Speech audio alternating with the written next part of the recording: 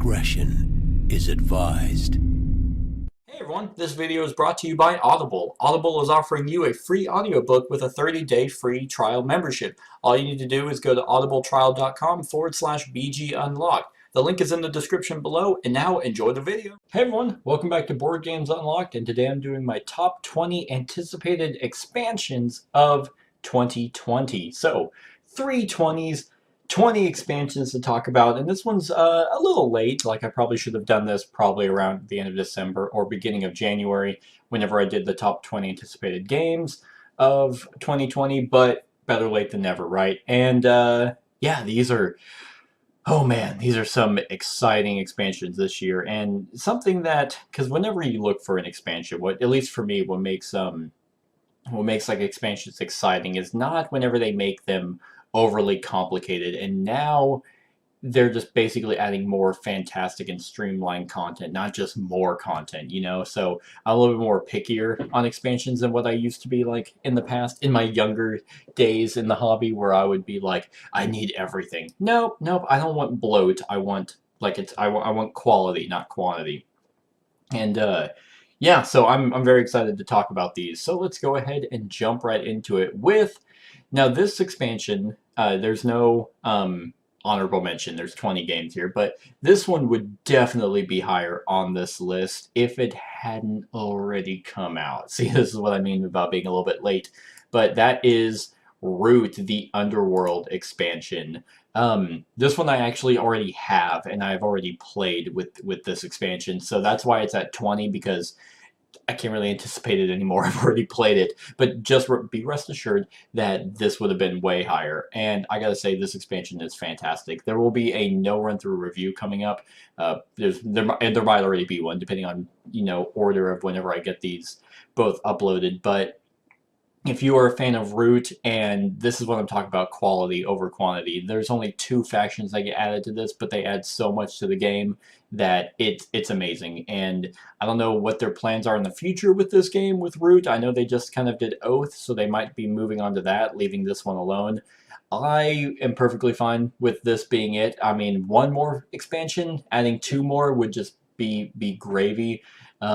But this is a phenomenal expansion. I'm very excited. The Underground Duchy, or Duchy, whatever it's, and then the Crows, whatever they're called.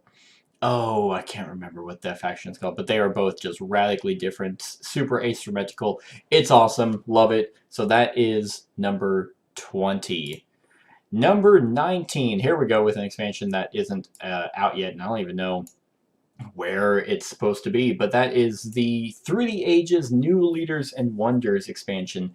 And you might be thinking, Seth, I thought you don't like Through the Ages. Well, I do, and the only negative I had about Through the Ages was, 1, don't ever play it with 4, it is insanely long, and at 4, you might as well play Civilization on PC, and that's kind of the thing, is it's just like, all right, well, this is so good, I'd rather play, like, that's kind of, it's a weird, like, comment to make. But here, this is just going to add some freshness to the game. It looks like it's probably going to be a smaller box expansion that literally just adds new leaders and wonders, but those things are just going to drastically change how the game is played. Not really how the game is played so much, like if it's it's just going to add more content, more freshness to an older game. I was actually surprised to see this available or being made, because I'm like, oh, well, that's that. But if they want to kind of keep it up, I mean, they keep making new Civ games on PC, so why not freshen this up? So I'm excited for this to come out and then give some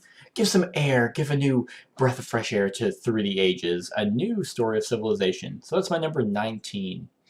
My number 18 also, I believe, just came out at the time of this recording, and that is Imperial Settlers, Empires of the North, Roman Banners.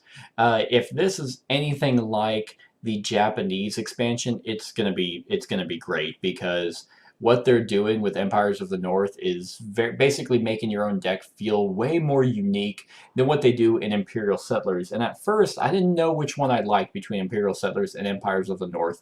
And here's the thing. This right here, this doesn't need to be here. The fact that they tacked on that fucking title is it might actually be its detriment. Like it should just be Empires of the North. They're two different games. Just they're both kind of civ, building games.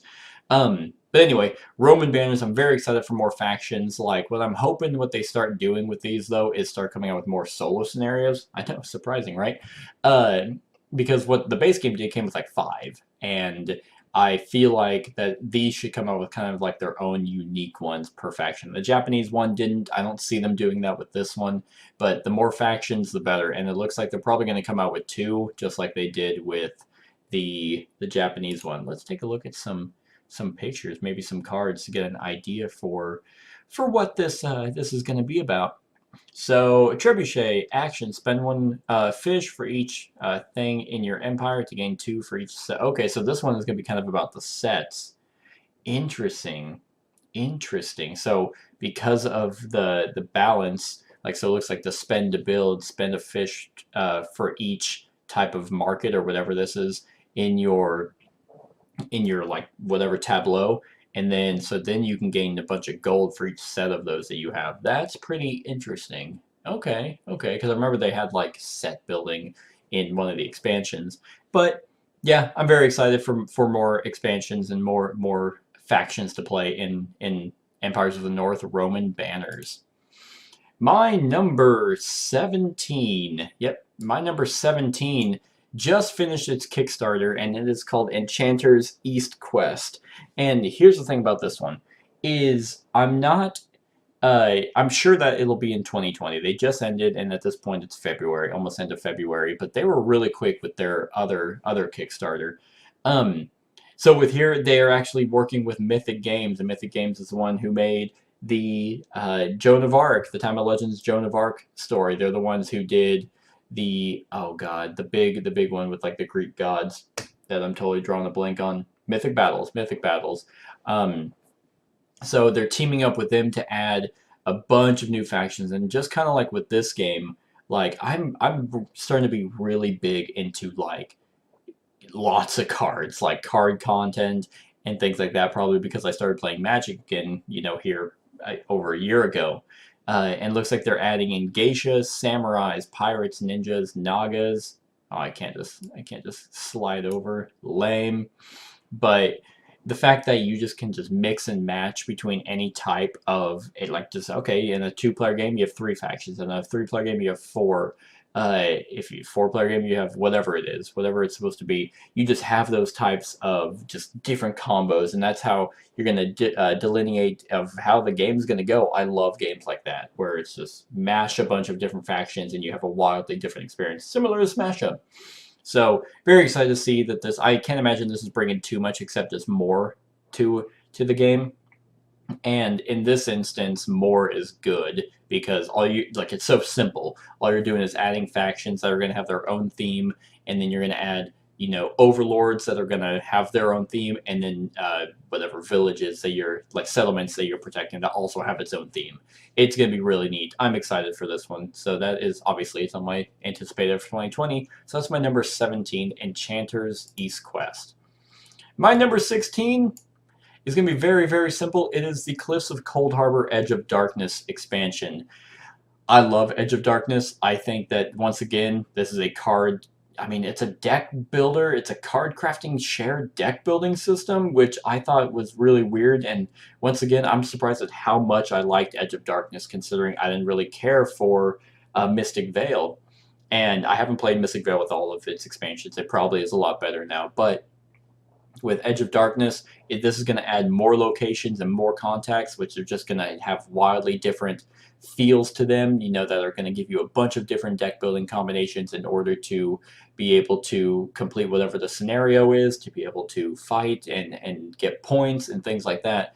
I think this game is awesome. There is already an expansion for Edge of Darkness, Sands of Dunbar, I think is what it's called, and it already has a shit ton of locations and a shit ton of cards for it because each location has like its own type of card that is associated to it. But with more of that, I'm very excited. I don't know if AEG is going to continue to put out more Edge of Darkness content, but I think that this definitely gives you a lot, and very excited to see to see what this one brings, if it brings anything at all. Like, I mean, it's called the Cliffs of Cold Harbor. I mean, it's clearly not bringing a picture for me to show you, but that's fine because there's really not a whole lot here, just more locations and more cards. But that's fantastic because I like this game a lot. So that is my number 16, Edge of Darkness, Cliffs of Cold Harbor. My number 15 is Detective City of Angels, Smoke and Mirrors. This was another one that just absolutely flew onto my shelf once I heard about it. Van Ryder Games is kind of knocking it out of the park with their designs, and I fully expect great things from this. And what makes Detective City of Angels so unique is that it's kind of like your Sherlock Holmes, Chronicles of Crime, you know, your detective kind of games, but it's more in a role-playing one versus all kind of game. And I think that that's really interesting, but it's also competitive. So like one person plays the Chiseled, which is the one that, you know, runs the session. So he already knows what happens, and but he's kind of like telling a story for the other people and trying to lead them on, and they have to determine whether or not he's lying to them or giving them information. And that's just already absolutely unique. And then you have these really individual cases that are color coded. You know, green is simple, yellow is medium, and then reds are hard. And based off this, Smoke and Mirrors adds the hardest cases for intrepid detectives have had to solve so far. That they're probably just going to be really unique and really interesting. And the fantastic thing about that is you might be like, oh, I don't want to get that if they're super hard. But what makes this amazing is the Chiseled can dictate how the story is going to be going. I know I'm kind of talking about City of Angels, but this is why I'm excited for it, because they are super hard. If you have someone who's, you know, weaker at kind of detective games, well, the Chisel can just give them the answers. I mean, they still have to kind of put two and two together, but it gives them, hey, okay, well, hey, okay, so that's probably right, and then they can, yeah, they'll have an easier time because the other person won't know what they got, and then they might have to work a little harder for it. It's just it makes it so much easier, and it can be cooperative, and the cooperative way to play Detective City of Angels is also fantastic. So that's why I'm really excited for the Smoke and Mirrors expansion for Detective City of Angels. My number, I should have wrote these down in order. I have the sheet right here. I'm running out of. I forgot what my what number I was on. That was 15, I believe. Yep. So 14. My number 14 is Tiny Towns Fortune. I love tiny towns, and I was super excited to see that they were adding an expansion. And it says, what is it? The creatures of the forest have found a way to trick each other into thinking shiny bits of metal have arbitrary value. It's very useful, so much so that you can use this thing called money to get other creatures to give you almost anything in return for the right number of shiny bits. Interesting. Okay, let's take a look at one of the pictures. I expected them to fully just add a different, just more cards and more unique wonders, I guess, like the big building you can build and combinations, which they are, which is fantastic. But it looks like that if you build a mine, when constructed, you gain 1 gold. And what is gold for? So let's see. So these just must be some of the buildings. So 4 points if adjacent to a fed, whatever that's called. When constructed, you must have exactly 1 thing for each in your town. If you have more or less, lose all your gold. So gold must be used for some extra maybe abilities. There's not a whole lot of pictures here. Like, just basically just showing you ways to get gold, but without actually telling you what they're used for. But I think that is a perfect expansion. That it's gonna add new buildings and just, hey, okay, now money can be used for maybe these special powers or whatever. Maybe there's extra points at the end of the game. Probably that as well. But I don't know. I think Tiny Towns was a huge hit. Love this game to pieces. So very excited to see what Fortune brings to the table. So that is my number 14, Tiny Towns Fortune. My number 13 is Roleplayer Fiends and Familiars. Now, they have announced Roleplayer Adventures, which I have on the list as well, so it's kind of like a mix of Fiends and Familiars and Adventures, Roleplayer Adventures, but this one is more likely to be coming out this year in 2020. Adventures is kickstarting this year, but I have a feeling they're going to work harder on that one, so it'll be probably 2021. But anything to make role players seem more like D&D than it already is good in my book. So it says Fiends distract the players and provide new obstacles along the path of creation, and a brand new set of monsters gives the players variety to the end of each game. So that is one thing that I really like, because the other ones was monsters and minions, that you had very few monsters, so you kind of ran out of kind of unique things to see from them. The fact that this is bringing more monsters to the table, so that's awesome. And then what does it say?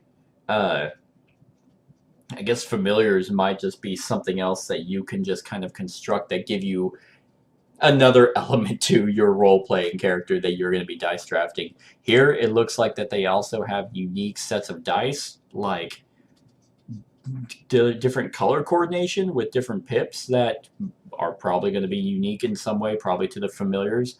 So that's gonna be interesting. And then, like I mentioned, the Fiends probably add a little bit of player versus player conflict that could be intriguing whenever you're trying to create your character. So more content to role player that just adds more uniqueness to it, and also just like the thing with the monsters and minions brought was something for your character to do, and like this is just going to add more depth to your character that you can honestly, like, I fully believe that after this whole thing is done with, you are able to basically just play this game and then be like, oh, here's my character. All right, time to go play real life D&D, 3.5 edition, nothing else. And with the adventures, that's just their whole world. Like, I don't have it pulled up here, but what that's going to bring is essentially you can take your created character and go through their story. That's going to be choice driven and things like that. So it's essentially D&D, but dice drafting, and I think that's awesome. So that is my number 13, Role Player, Fiends, and Familiars. My number 12 is interesting because it's not so much for what the game is bringing itself, like content-wise, but essentially what it's bringing externally, which it's Millennium Blade's Collusion. So this is basically adding a final expansion to Millennium Blades. And if you don't know Millennium Blades, it's a real-time, very, very meta, fourth wall breaking like card game. It's a deck building game about deck construction, like in a tournament and things like that. And this game is phenomenal. You don't even need this expansion because there's so much fucking content for this game that you will never, like, you can literally have the exact same like market, like cards, and you will never, like, it's insane. Like, it's like trying to figure out every card in Magic, which there's probably people out there like that. But here's why this is so high on my list. The storage solution to wrap it all up. This is what makes this jump so high up to number 12, because one, I love this game, but the storage solution is, I mean, it's not bad because I bought a wooden insert for it, but it's so, like, the one that they're making is going to be so much better. It's going to make it just feel so unique and be all condensed into this awesome Collusion box that I'm very excited. But it does include NPCs, team play, new characters, new sets, and a storage solution that I'm excited. I didn't even know it was including NPCs. That's how much I was excited more for the storage solution than what it's actually bringing. And I wish they had pictures on it. They probably have pictures on their Kickstarter, which I didn't look up beforehand. But the NPCs could be interesting. That might add a solo play. I don't know. It does add team play, so it might also be including kind of like what Magic has with teams, like 2v2, new characters that are going to have their own unique deck building powers and their own tournament powers. New sets, and it's going to be insane. There's going to be so much content that you'll never, I mean, I believe I'll never see it all, but that's a good feeling to have, right? So that is my number 11. No, my number 12, sorry, Millennium Blades Collusion. My number 11 is, I'm technically cheating here. I guess I already cheated with Roleplayer.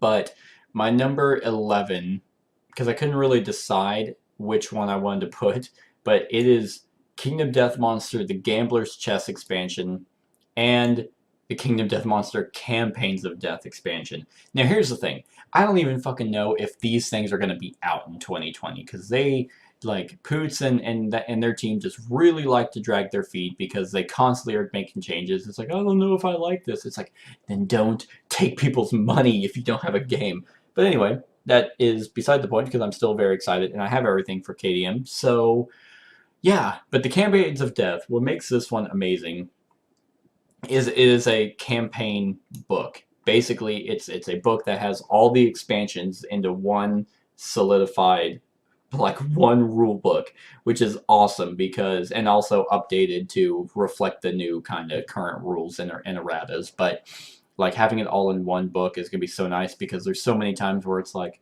oh, okay, so this event happened. Crap, who was that? Is that Slenderman, or is that? No, that's the Lion Eye. Okay, I need to get that book out. It's all going to be in one, and it also includes the new node system and teaches you how to build your own campaigns, which is amazing. So the fact that you're going to be able to change how the campaign is structured based off of whatever you feel like doing, that's awesome. That's going to give this game more of an RPG feel. And then the node system, which I remember reading about, I think that's kind of, if I'm not mistaken, that's basically what's going to, okay, so this happened in this campaign. That's going to carry on throughout the rest of the campaigns and kind of make your world feel more fleshed out and connect all your other campaigns, which is amazing. But basically, kind of like with the storage solution of Millennium Blades, the fact that this is one massive rulebook is going to be so nice. And then you have the Gambler's Chest expansion, which is also set to come out in 2020. I don't know why the wait is 5. Like, anyway, so basically what they've done with this, it's just more. It's just, and by more I mean more. Essentially, what they've been doing is rolling a D100 to see. This is just going to be all the Kickstarter things. So, Philosophy of Death, Philosophy Game System and Advanced KDM Rulebook pages, Nightmare Atom, White Line Twilight Sword, this certain sculptures, Scouts of Death, so the Scouts game system, which is basically you have a playable character who doesn't go with the party. He scouts ahead and basically can, like, help out the party as they're hunting. Murder, I guess. Bowmaster of Deadrock, More People of Deadrock, which was the settlement before yours. So new people from Deadrock, Romantic Adventurer, The Screaming Hoarder, KDM 1-1, a Mario Maker metagame. Okay, so I guess that's funny. I guess it's the first level of Mario. I didn't even know that was a thing. But then, like, I don't even know what half this stuff is. Bone Eater, so more narrative sculptures and things like that. Fighting Arts, just a shit ton of more cards. So, so far, this is only 16. Apparently, they're supposed to be rolling a D100. So 100 new things will be rolled on. I don't know where they're at with this. But right now it's 2 new game systems, 17 narrative sculptures, 2 armor parts, 6 philosophy, so just more to this game. And here's what I want.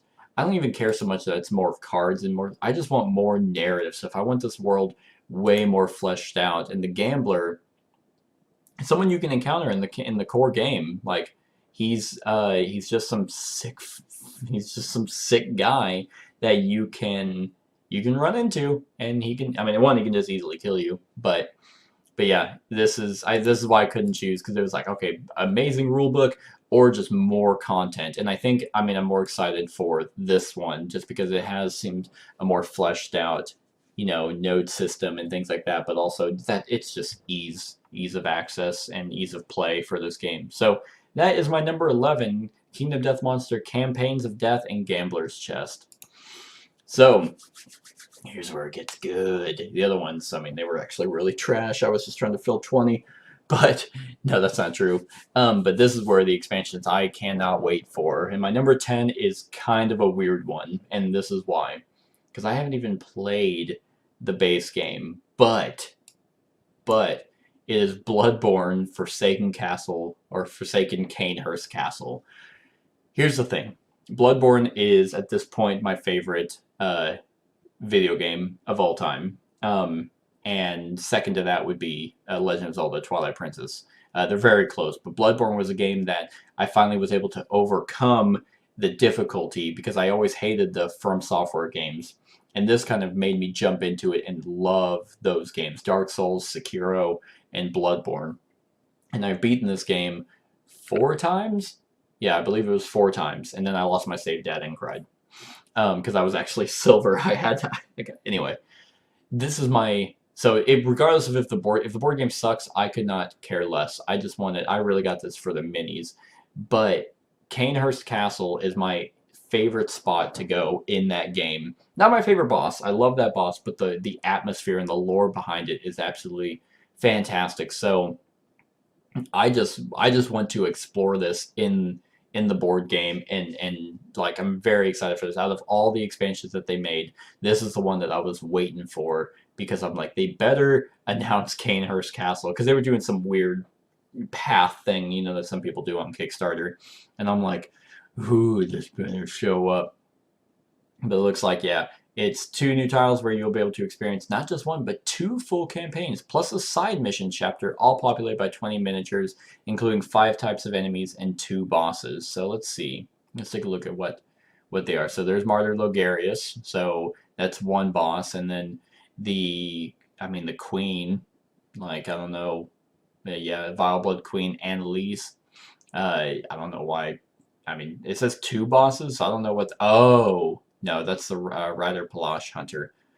Oh, I wonder if the second boss is the Knight of Cainhurst, which he's a secret mission that you can find in the video game, and he's insanely hard.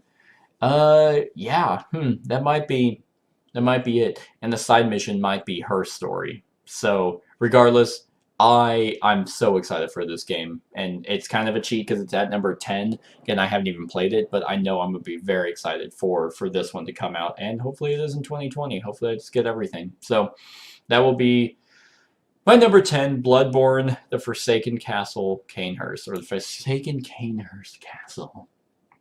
My number 9 is a true expansion, and it just released on Kickstarter, but they're really quick about these, so they've really got it nailed, so they're probably literally just already have everything fleshed out and then go on Kickstarter to actually just get the funding to make it. And that is Aeon's End Outcast. Aeon's End is, at least at this point, my favorite deck building game. Like, it's just absolutely phenomenal, and once again, more content to this is just great, because each time, because they've just made more and more just expansions to this, and then they made Aeon's End Legacy, which was okay. It wasn't that great, but like, it added more bosses, and that's really what I wanted. Then they did their New Age, which added kind of like a legacy game, like a mini with the expedition system, which is what the legacy game should have been, and that was phenomenal. And here they're continuing that. So the expedition system, which allows players to replay all the content they own in a short campaign format. And if it's continuing that, that's exciting, because the New Age short mini campaign, which was like 4, maybe 5 actual sessions, was perfect. Like, it gave you just enough story, and you're like, oh, well, okay, what's going on here? Like, okay, so we have some... I'm not going to spoil that, but it was very intriguing. Like, the 4-part campaign in New Age was better than the entire, whatever, 10-part campaign of Legacy. So the fact that they're continuing it with this, adding in some super unique... Because New Age added more synergy between the Breach Mages and the players, and that's what made it sing. So here... very excited to see them continue that. More spells, relics, gems, characters, like the whole shebang, more nameless. I'm all for. Now, what sucks about this is the fact that they need to make a storage solution and a big box for that. That's what the Legacy game was supposed to be, was like their big box. But they keep releasing stuff, and it's like, it's becoming insanely hard to organize everything. So I get where they're coming from, and if they're going to keep releasing expansions, it makes sense for them not to do one, because then they're like, well, you're spending money on all this, and then now it's useless already. So I have an idea in mind to do it, probably for this, that will probably just work for me. But yeah, very excited for everything that's going to bring. I think the expedition system is really well crafted. I hope they continue that. Let's see. Let's take a look at... Okay, well, there's the background picture. So here's some Twisted Fang, deal 3 damage if this card's supply pile is empty, deal 1 additional damage. Interesting. Lightning Arrow. Cast, deal 3 damage. You may discard a card in hand. If you do, Gravehold gains 1 life. That's pretty cool. And then Fortified Frost. Deal 2 damage. You may discard a card in hand. If you do, deal 1 additional damage. Alright, so it looks like a lot of card mitigation and things like that. Like, more pictures. Here's some gems. Okay. Petrified Phoenix. It's blocked off. Gain 2 Aether. Next time you gain a card, you may cast any player's prep spell. That's really cool. And then this relic. Any ally may destroy a card in hand. That player may gain a card that costs up to 2 more than the card destroyed and place it in their hand. Or destroy this to gain 2 charges. I love it. I love it. More of this. More of this is just going to be amazing. Yeah, letting players, cast their spells and things like that is going to be awesome. But the more synergy between the actual Breach Mages, it's going to mean that there's going to be more difficult nameless, which is perfectly fine with me. So that is my number 9, Aeon's End Outcast. My number 8 is similar to Millennium Lanes, is that, one, there's just way more content for it, which is great, but also the fact that there's going to be a storage solution for it, and that is Spirit Island Jagged Earth. Oh man, I went all in on this one on their Kickstarter because essentially it came with a wooden insert and player mats and things like that. So one adds scenarios, which I don't remember if the other one, I think it had scenarios with given the settlers a title, they came from Britain or something, and then that made them unique.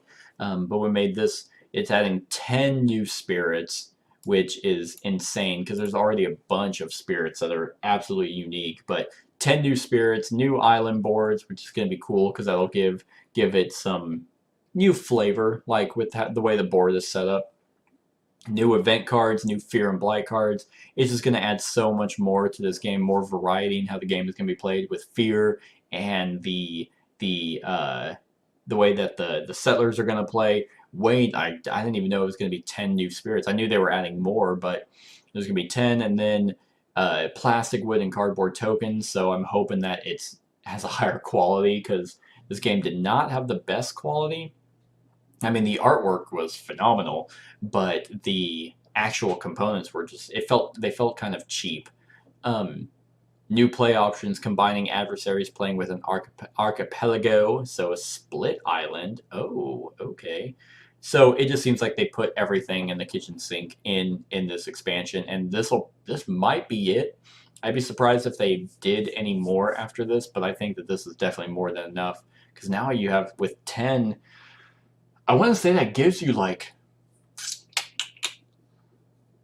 20 total spirits that already out of the 10 play radically different, and actually was kind of maybe a barrier to entry for this game. But luckily it's cooperative, and I'm very excited for it. Obviously it's my number 9, no 8, my number 8, but 3, 4, 5, 6, 7, 8. So a volcano looming high. I love the names for these. Grinning Trickster stirs up trouble. Vengeance as a burning plague. Lure of the deep wilderness. Shroud of silent mist. Fractured days split the sky. Oh, that's insane. Shifting memory of ages and stones unyielding defiance. That fractured days split the sky. That's pretty crazy.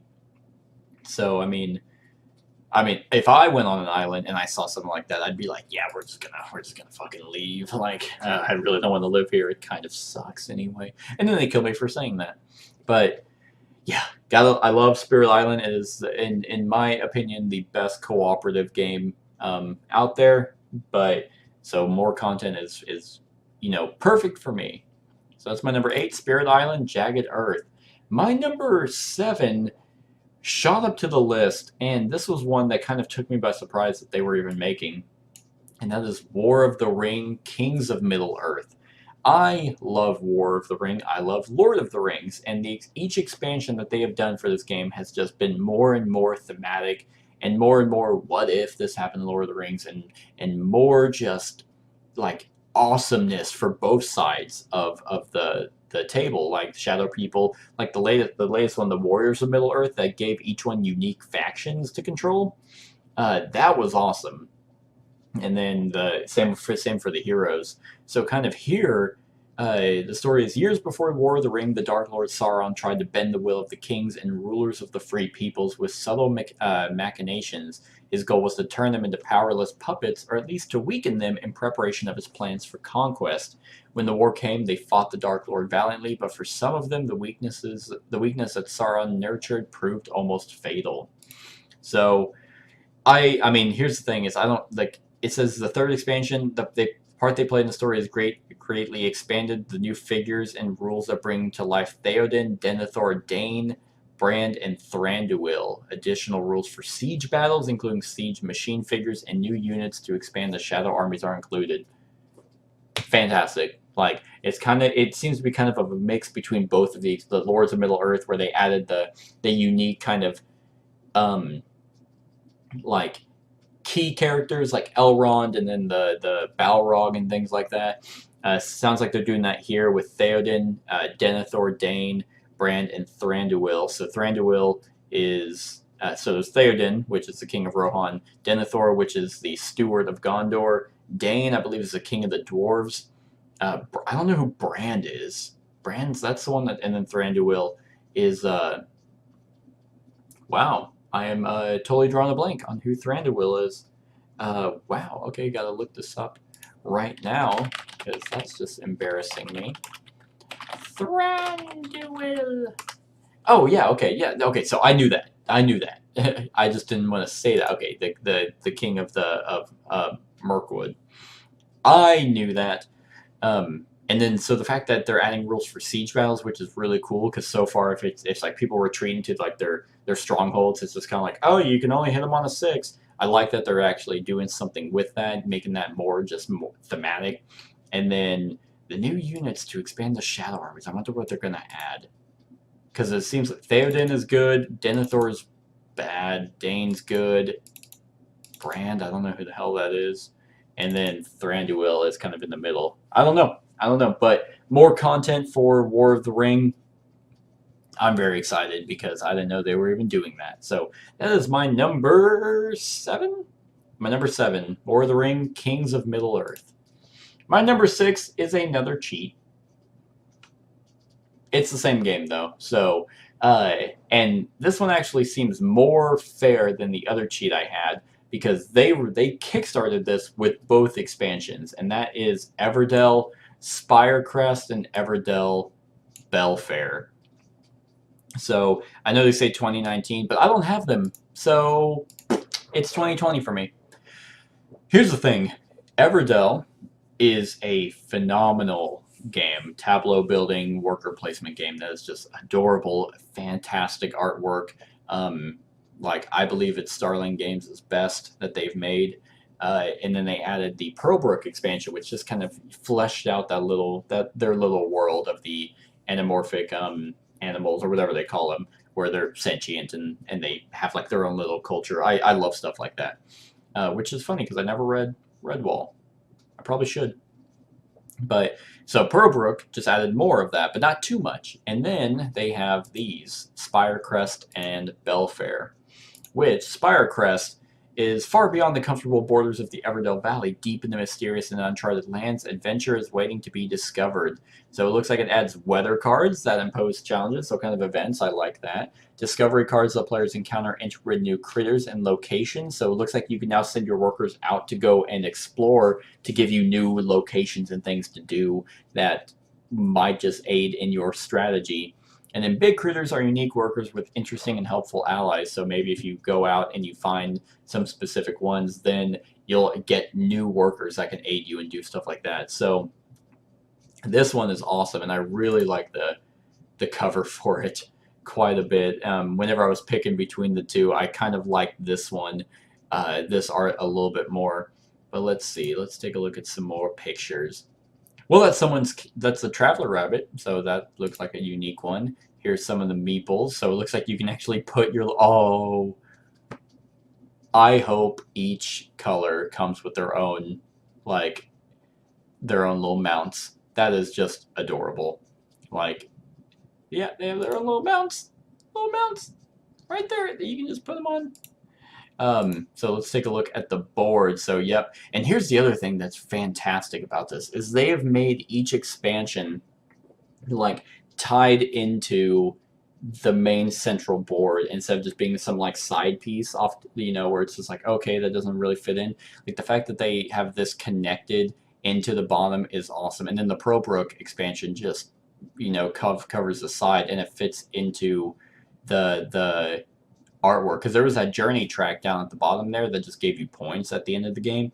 Now it looks like that it ties into your exploration, which is just phenomenal. That is smart game design too, because they could have just done, okay, well, yep, here you go. It's just over there now, which people would have been fine with. But this just makes it just sing and look like appealing on the table.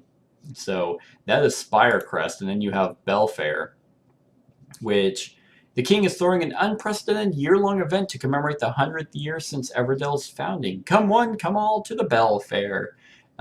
Different. So this one is a module expansion, which I believe is the best way to make expansions, because you don't add so much content that now people are once again having to relearn a whole new game.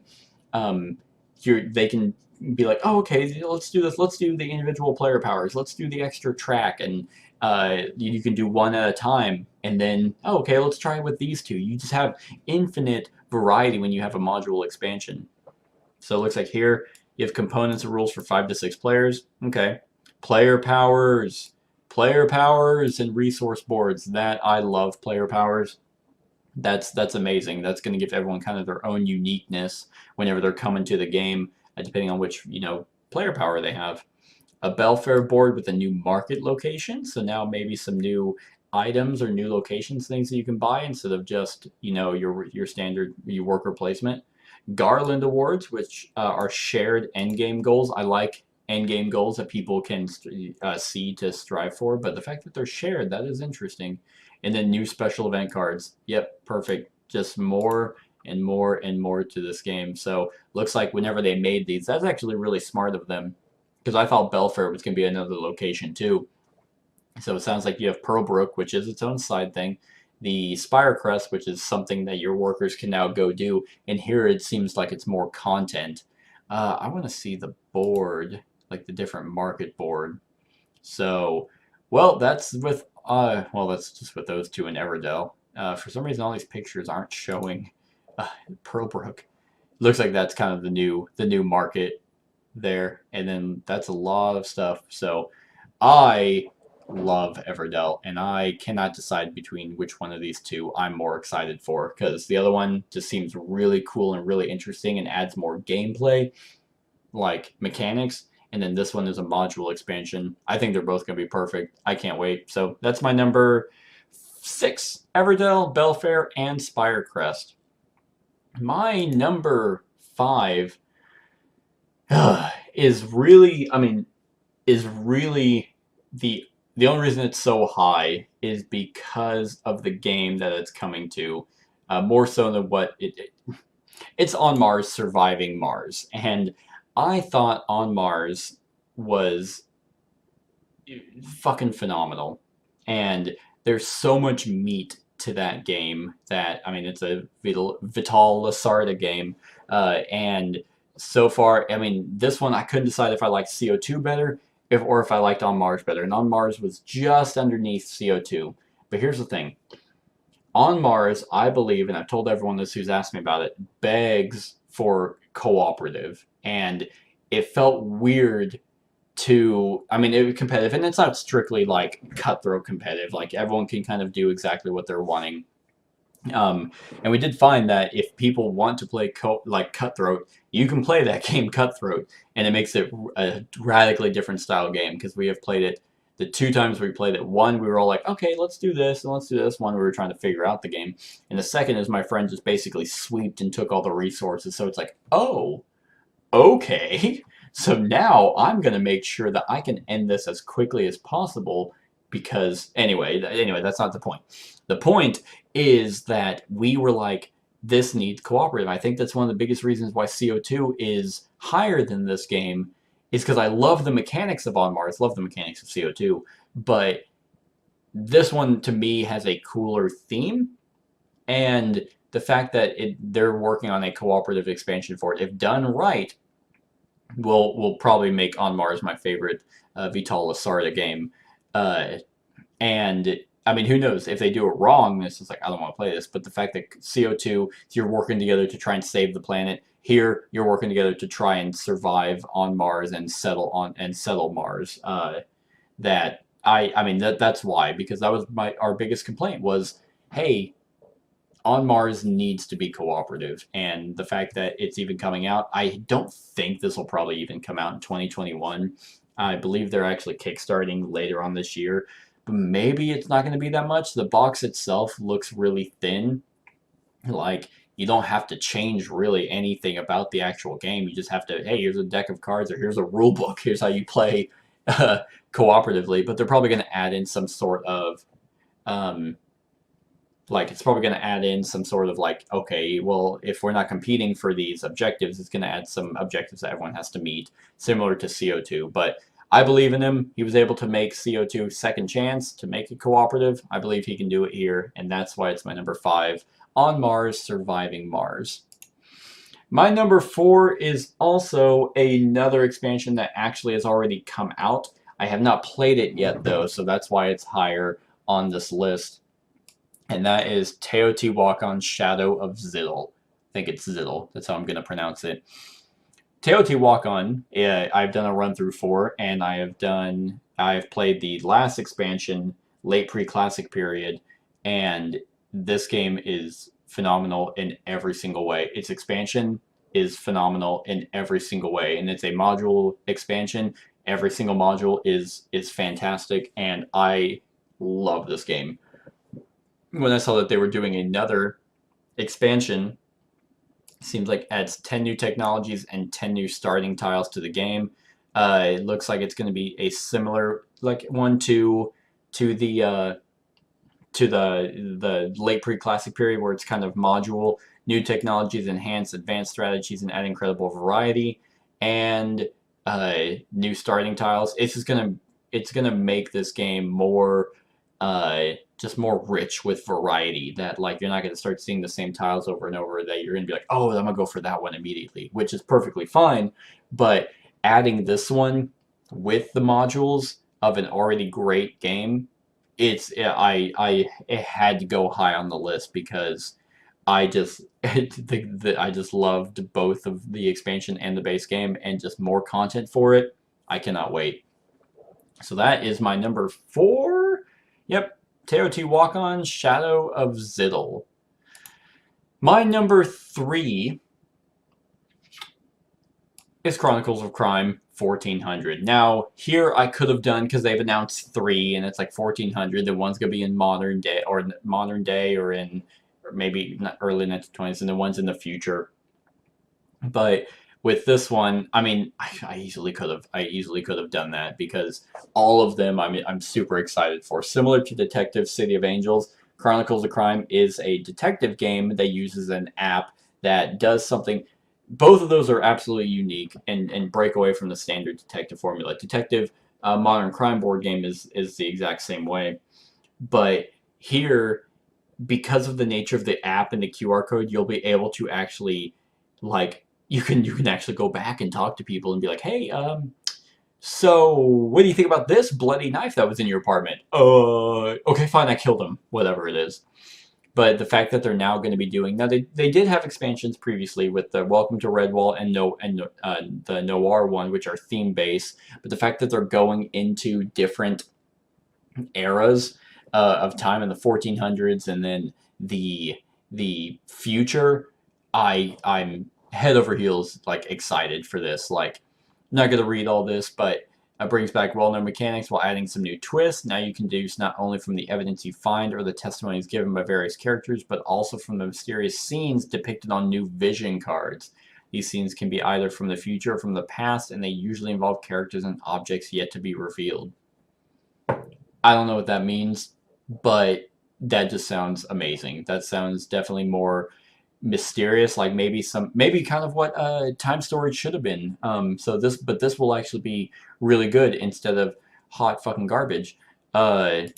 But like, yeah, so that's right, the Millennium series. Back with a range of games called the Millennium series. New standalone Chronicles of Crime. So 1400 to 1900, and then 2400. That was what it was, the 1900s. Standalone, but they're going to have narrative threads. So kind of what this detective modern crime board game, where each one kind of tied into the next one. But and even the Sherlock Holmes Consulting Detective did that. They, like, you had to go back to through newspapers and be like, oh yeah, there was a jewel thing going on, and that'll carry, you might find that in another story. Here, looks like they're doing the exact same way, but it's for Chronicles of Crime, which is just phenomenal. And I can't ever decide which one I like more. Like, Any Given Day, Detective, Modern Crime Board Game, Detective City of Angels, and Chronicles of Crime. Like, they're all phenomenal in my eyes. So that is my number 3, Chronicles of Crime, 1400, 1900, and 2400. Pick one. My number 2 is, I'm trying to think of tie-ins, but I'm just going to jump into it. Anachrony, Fractures of Time. So Anachrony was kind of the first really heavy game that I jumped into for Mind Clash, and Anachrony and then Tricarion are two of their games that I just think are stupendous. And here, like, with more content and kind of more theming to the game, is just like, I just think is going to do this justice, similar to what they did for Tricarion with like the academy that you can go to, that just completely changed the way that the game is going to be played. I believe Fractures of Time is going to do the exact same thing. So since the past time rifts powered up for the first time of the Day of Reminiscence, masses of people across New Earth have been seeing visions of a 5th time rift hovering over the eerie ground zero of the impact, waiting to be discovered. These visions also invoked an increasing sense of empathy and fellowship between these people, a bond much stronger than their path affiliation. And the path is basically what you play. Essentially, you're not trying to prevent the end of the world in Anachrony, you're just trying to prepare for the world after it happens. And you have time travel and things like that. So I, 1, love this theme, and 2, now it sounds like, okay, so this is after the event already happened. So it looks like in the alternate storyline of Fractures of Time, Anachrony's first major expansion. Is that true? I guess so. I guess the other ones were just small modules that just kind of slightly affected the base game. The 4 original paths and the newly formed Sanguine Path of Unity have gained access to a powerful new technology called Flux. Flux cores can be acquired in the Amethania Valley, the expansion's new main zone. By using the Flux cores to power up their fractured device, players may move one of their already placed exosuits to a new action space instead of placing a new one, or immediately retrieve some of their workers or free action markers. So let's see, let's take a look at this. Is there even a board? Is there a new board? So let's see. We have, yep. So it looks like that you're going to be able to go in and get these flux, whatever, like, to power up your exosuits to be able to effectively move and affect. So this is still the main board. So it looks like it is a side thing. So it's not just one big replacement board, which I've had games do that, and I always thought those were weird. Like, it's like, but what do I do with the main board now? Throw it away, I guess. But yeah, I like that this is a side thing, and I like that it just adds something extra for your exosuits to do, and thematically make them unique. And it's like you move at blink them, so instead of, like, you can just kind of teleport your exosuits around, which is really cool, because now you don't have to send all your people out. You can just move one person around to be able to effectively use them. So I think that this is just going to radically change Anachrony.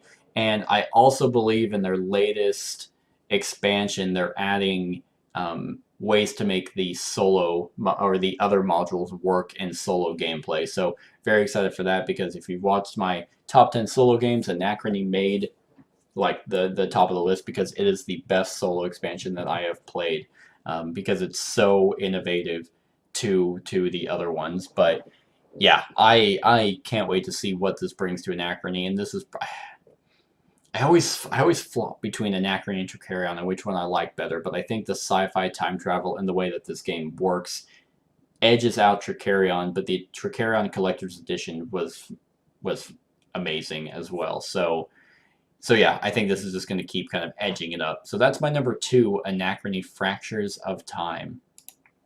And what is my number 1 anticipated expansion for 2020? Well, if you've watched my top 10 games of 2019, you might see some similarities. But my number 1 anticipated game for 2020 is Tainted Grail Age of Legends. Once again, could have put the other expansions for it, but this one I think is going to be so cool, because especially at this point of where I'm at in the actual Tainted Grail campaign, which, if you see this, don't ruin it. I'm only on chapter 5. Chapter 5. Yep. So that's where I'm at. But this is just so cool. Like, so essentially it's a prequel to where you're at in this one. And so go back 1,000 years and be one of the first humans to set foot on Avalon. Discover the truth behind the legends. Join the Knights of the Round Table in their quests and trials. This time you will join the first humans to set foot on Avalon, 600 years before the events of the first campaign, and see the Four-Dweller Empire at the height of its power. Like, so it, one, adds an additional campaign with 15 new chapters, which is awesome, because I believe the main campaign has 15 chapters, and there's already so many paths that you can take to determine how the game is going to go. So 30, 40 hours. Campaign includes 4 new travelers, Nazir, the Balt, Kaolin, and Duana, 280 new cards, 64 oversized locations, and 220 campaign journal. Love it. Awakened Realms can do no wrong, except for Lords of Hellas, which I don't talk about. But, like, this is just going to be fantastic. And especially, like I said, where I'm at, there's so much that I'm like, what happened? What led to this?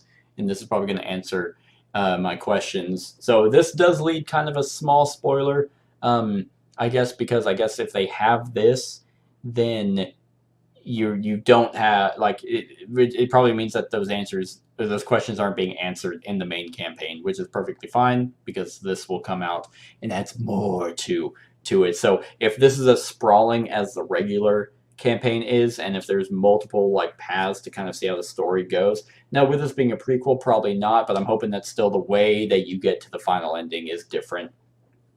I cannot wait for this one. So and I mean, literally any of the other expansions, like, Tainted Grail is absolutely wonderful. So that's it, everyone. That is my top 20 anticipated expansions for 2020. I hope you enjoyed. I hope you're excited for these as much as I am. If not, let me know what expansions you're excited for in the comments below. Other than that, like, comment, share, and subscribe, and have a wonderful whatever time of day it is for you.